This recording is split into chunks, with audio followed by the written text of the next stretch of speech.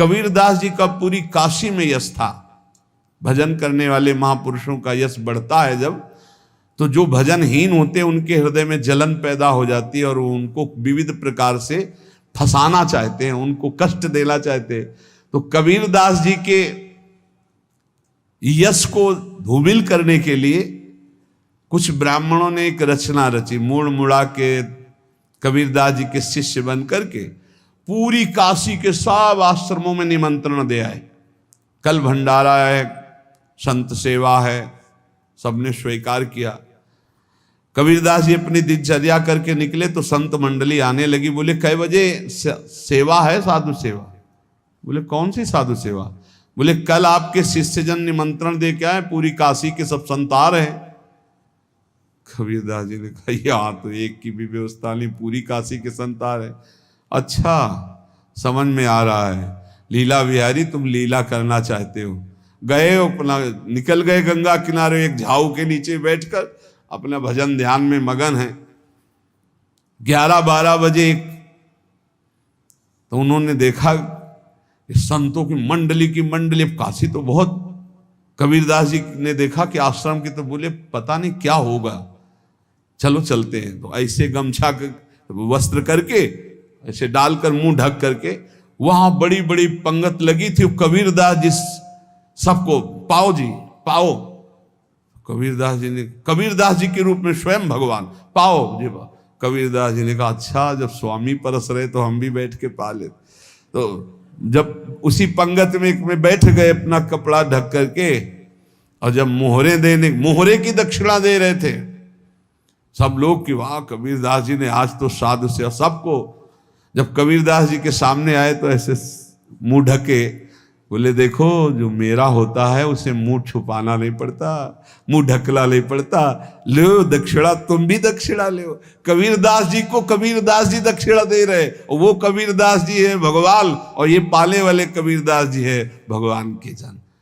कभी भगवान अपने, अरे जमाने जोर लगा ले, कितना जोर लगाएगा, भक्त और भगवान का झंडा कभी न झुकने पाएगा।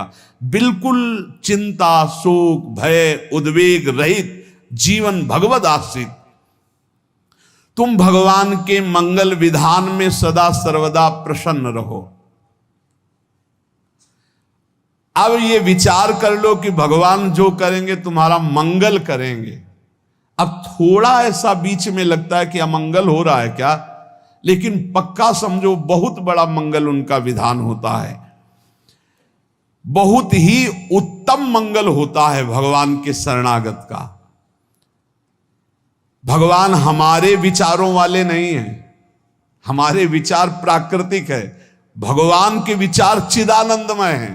वो अपने विचार से हमारा मंगल करते हो, हम अपने विचार से मंगल चाहते हैं। भगवान के विचार से मंगल ही हमारा होगा, इसलिए कभी हमको चिंता, शोक, भय नहीं करना चाहिए। भगवान की ओर से